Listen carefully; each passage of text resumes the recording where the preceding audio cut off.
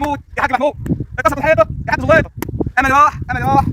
والقلب بقى مليان جراح امل راح والقلب بقى مليان جراح نوح يا عين وقع بدل الحيطه مش حيطه واحده وقع لك اثنين اقعد فين ولا اروح فين ولا اجي منين اقعد فين ولا اروح فين ولا اجي منين رحت فين المطر المطر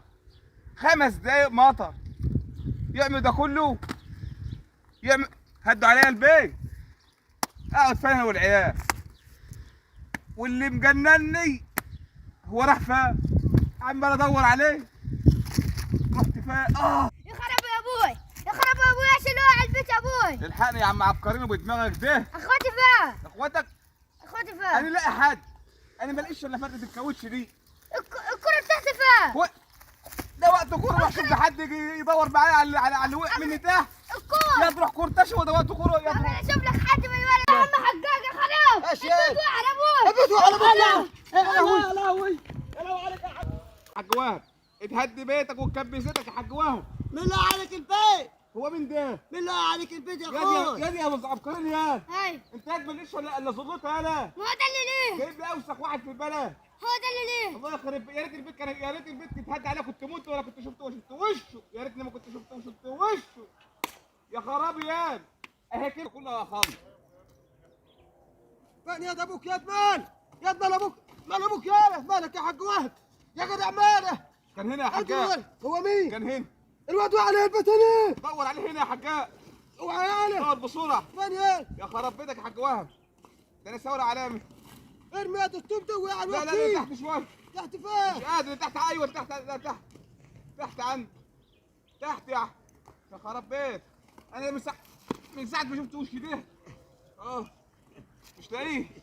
وقع هنا يا حجاج فين؟ وقع قدام وقع قدامي فين بس؟ قدامك ده اللي شايله بايد شايل ايه ده درجة في عين هات هو ده بس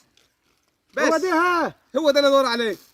هو ده اللي مغمى عليك في سببه كنت جايب ب 2 جنيه طعميه وب 2 جنيه بتنجان من عند ابواب الصبح زي ما كان باصص لي فيهم يعني انت هدني القهره دي وايديا اتقطعت من كتر شيل الطوب عشان خاطر أنا هموت من العين. الجوع. يا راجل يا ابو كرش ده انت كرشك ده اللي وقع البيت عليه انا يا حجاج والواد جاي يصرف يقول لي البيت وقع على ابويا البيت وقع على ابويا يا اخي يا اخي تلمي بقى يا أخي بلاش الحركات اللي بتعملوها دي ها في قرص طعميه بالله عليك دور عليهم هات يد عصايه